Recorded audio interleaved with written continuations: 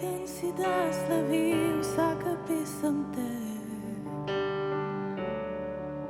Vreden največje slave, ki tebi gre.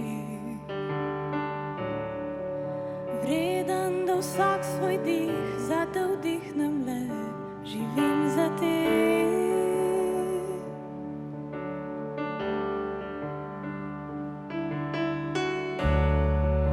Jezus, ime nad vsemi je vzvišeno. Jezus, edino ti rešiš nas lahko. Vreden, da vsak moj dih zate vdihnem le,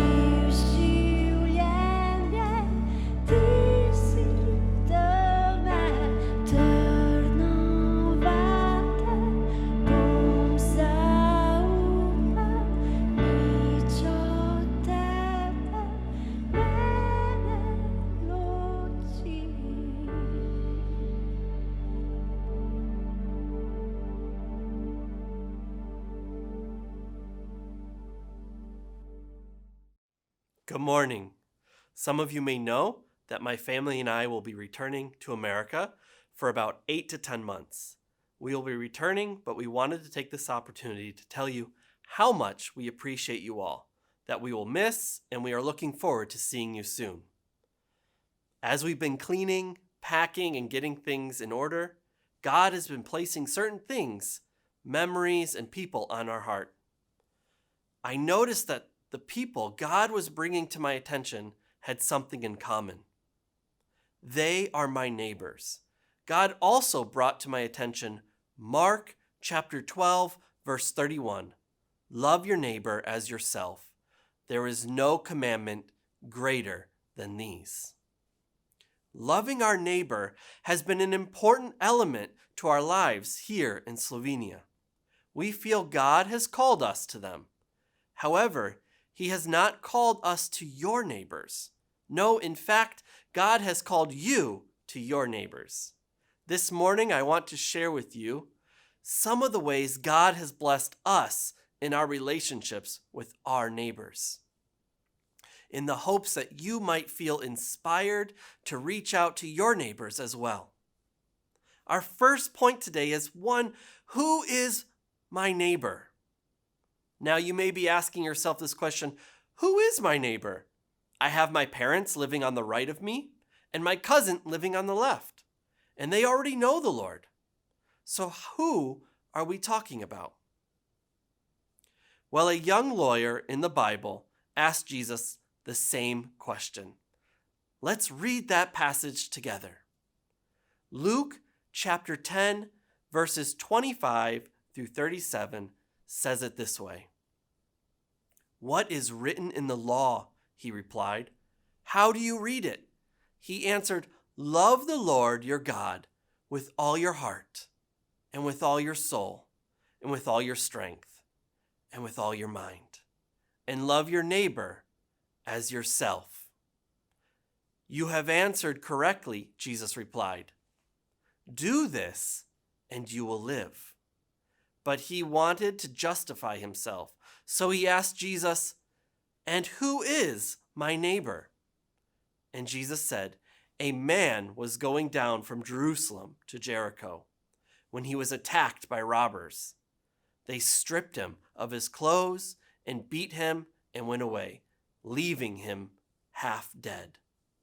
A priest happened to be going down the same road, and when he saw the man, he passed on the other side. So too a Levite, when he came to the place and saw him, passed by on the other side. But a Samaritan, as he traveled, came where the man was, and when he saw him, he took pity on him. He went to him, bandaged his wounds, pouring on oil and wine, and then he put the man on his donkey, brought him to an inn, and took care of him. The next day he took out 2 denarii and gave them to the innkeeper.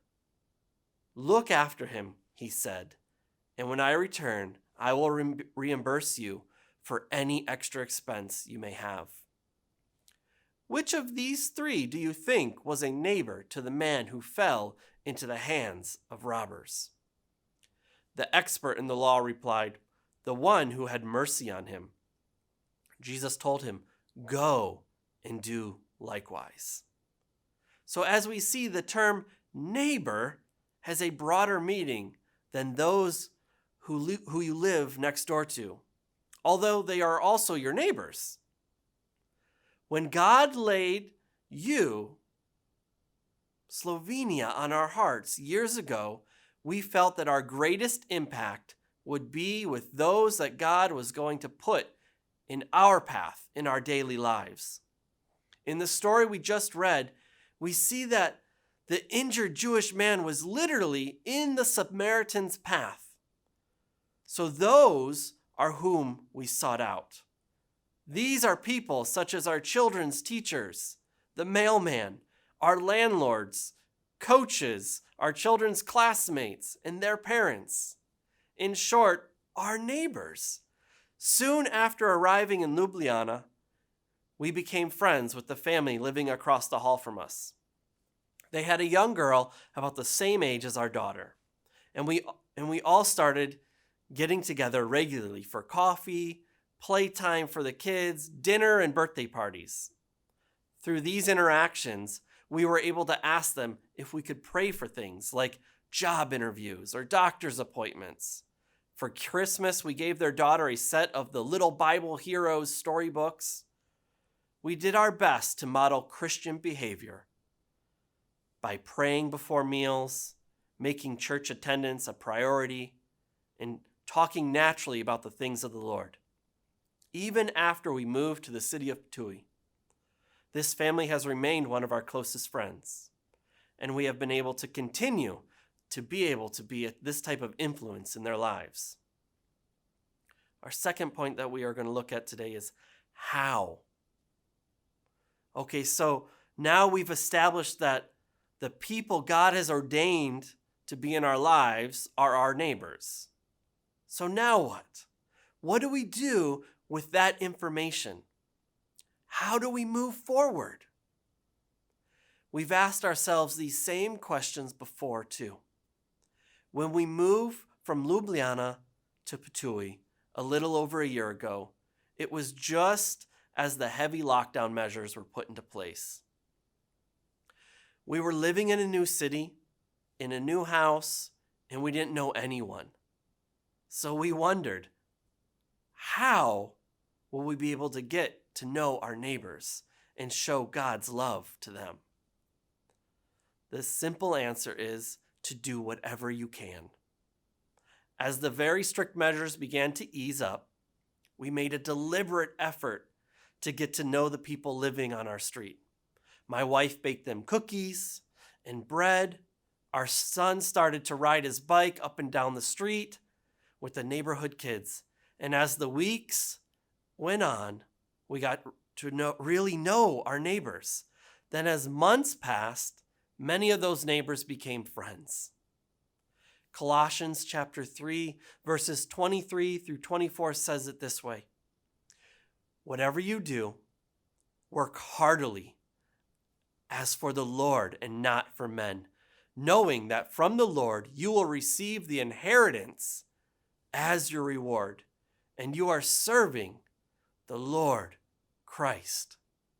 1 Corinthians chapter 10, verse 31 reiterates it this by saying, "So whether you eat or drink, whatever you do, do all for the glory of God."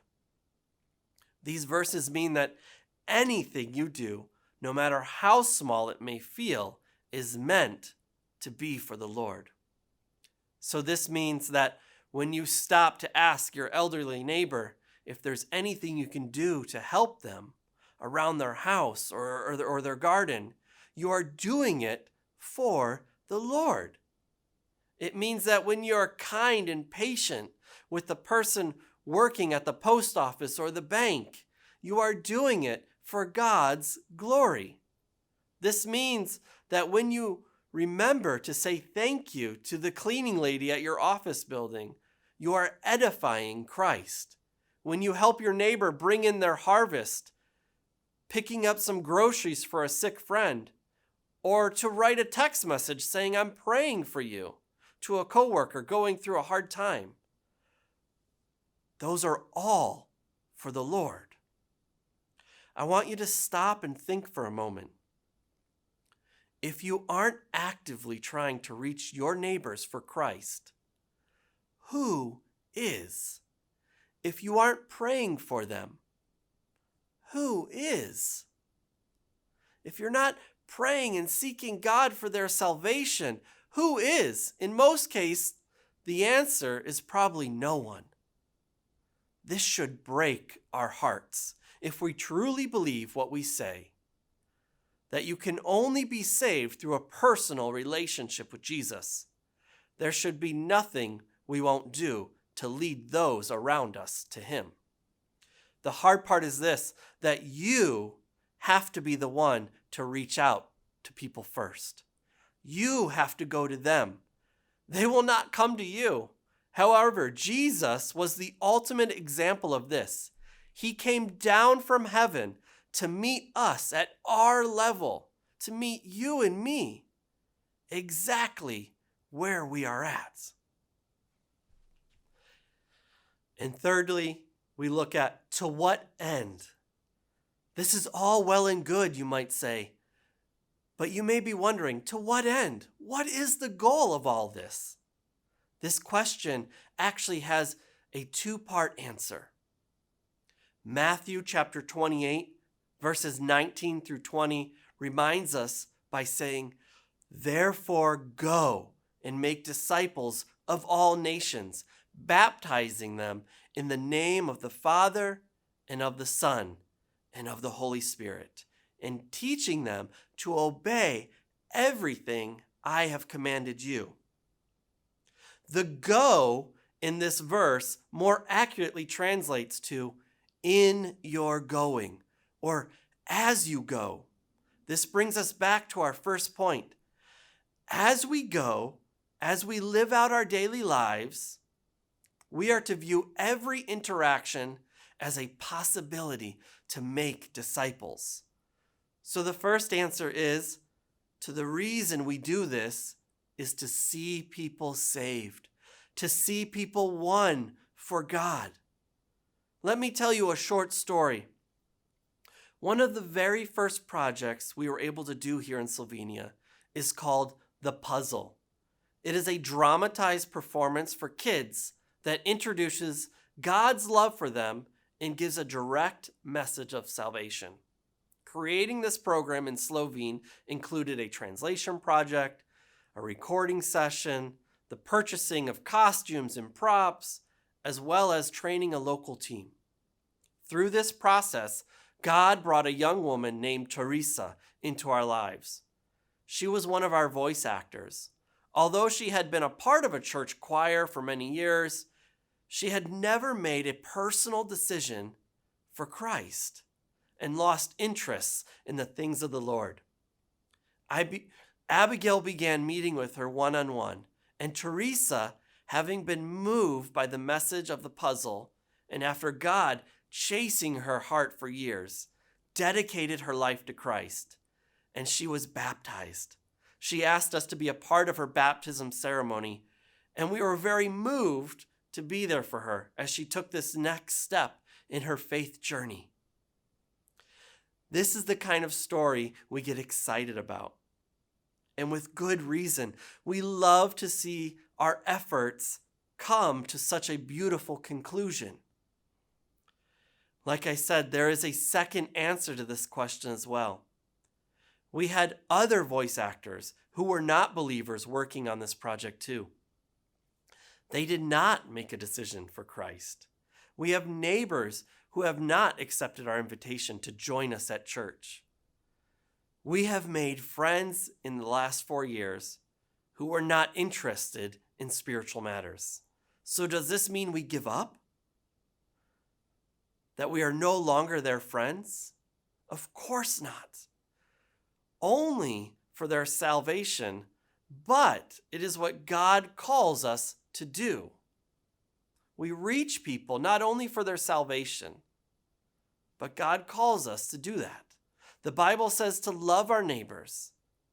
There are no caveats to this. It doesn't say love your neighbors only if they seem spiritually hungry, or love your neighbor only if they accept Christ. It is very simple. We are called as followers of Christ to love our neighbors.